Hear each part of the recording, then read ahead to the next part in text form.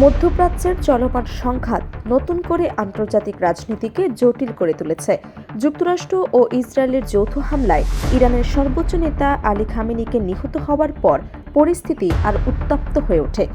ঘটনার পরপরই প্রতিশোধ নিতে পাল্টা আক্রমণ শুরু করে ইরান। ড্রোন ও ক্ষেপণাস্ত্র হামলার মাধ্যমে ইসরায়েল ও মধ্যপ্রাচ্যের বিভিন্ন মার্কিন সামরিক ঘাঁটিকে লক্ষ্যবস্তু করা হয় বলে দাবি করেছে তেহরান। এই পরিস্থিতিতে পশ্চিমা দেশগুলোর বেশিরভাগই যুক্তরাষ্ট্র ও ইসরায়েলের পাশে দাঁড়ালেও অনেক মুসলিম দেশ প্রথম দিকে প্রকাশ্যে কোনো অবস্থান নেয়নি। তবে সময় গড়ানোর সঙ্গে সঙ্গে ইরানের পক্ষে কূটনৈতিক সমর্থন দিতে শুরু করে কয়েকটি শক্তিধর দেশ।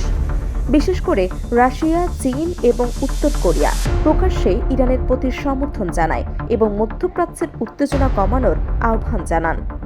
কিন্তু এই পুরো পরিস্থিতিতে একটি দেশের নীরবতা সবচেয়ে বেশি আলোচনায় এসেছে, সেটি হলো ভারত। ইরান ইস্যুতে দীর্ঘদিন ধরেই কোনো সরাসরি মন্তব্য করেনি ভারতের প্রধানমন্ত্রী নরেন্দ্র মোদী। যদিও দীর্ঘদিন ধরে ইসরায়েলের সঙ্গে ঘনিষ্ঠ কৌশলগত সম্পর্ক বজায় রেখে চলেছে নয়াদিল্লি।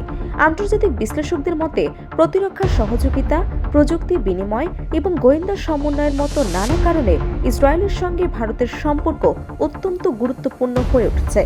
এদিকে যুক্তরাষ্ট্রের সাবেক প্রেসিডেন্ট ডোনাল্ড ট্রাম্পের সঙ্গে বিভিন্ন সময়ে কূটনৈতিক সমঝোতার সম্পর্ক বজায় রেখেছেন মোদি।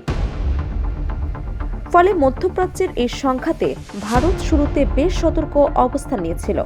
বিশেষজ্ঞদের মতে ভারতের জন্য বিষয়টি অত্যন্ত সংবেদনশীল, কারণ একদিকে রয়েছে ইসরায়েলের সঙ্গে ঘনিষ্ঠ সম্পর্ক, অন্যদিকে জ্বালানি নিরাপত্তা ও বাণিজ্যের ক্ষেত্রে ইরানও একটি গুরুত্বপূর্ণ অংশীদার। এই প্রেক্ষাপটে হঠাৎ করেই নতুন এক কূটনৈতিক পদক্ষেপ নেন নরেন্দ্র মোদী। দীর্ঘদিন নীরব থাকার পর তিনি ফোন করেন ইরানের প্রেসিডেন্ট মাসুদ পেজিশকিয়ানকে। এই ফোন আলাপের খবর প্রকাশ্যে আসতেই আন্তর্জাতিক মহলে নতুন করে আলোচনা শুরু হয়েছে।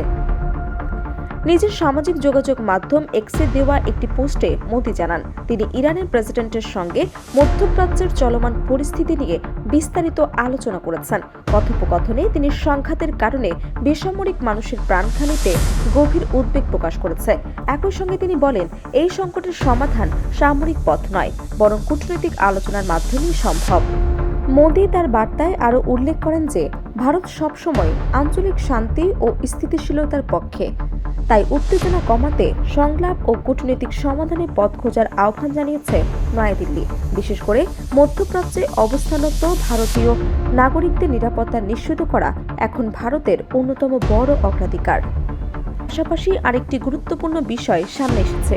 মধ্যপ্রাচ্যের সংঘাতের কারণে বিশ্বজুড়ে জ্বালানির সরবরাহে অস্থিরতা দেখা দিতে পারে বলে আশঙ্কা করা হচ্ছে।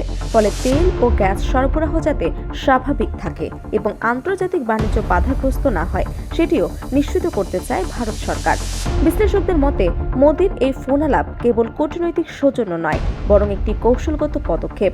কারণ মধ্যপ্রাচ্যের এই সংঘাত দীর্ঘস্থায়ী হলে তা বৈশ্বিক অর্থনীতি ও জ্বালানি বাজারে বড় ধরনের প্রভাব ফেলতে পারে। সেই বাস্তবতাকে সামনে রেখেই ভারত এখন ভারসাম্যপূর্ণ অবস্থান নেওয়ার চেষ্টা করছে। সব মিলিয়ে প্রশ্ন উঠছে, মধ্যপ্রাচ্যের এই সংঘাত কি আরও বড় আকার নেবে, নাকি কূটনৈতিক আলোচনার মাধ্যমে উত্তেজনা কমানো সম্ভব হবে? এখন সেই উত্তরই খুঁজছে পুরো বিশ্ব।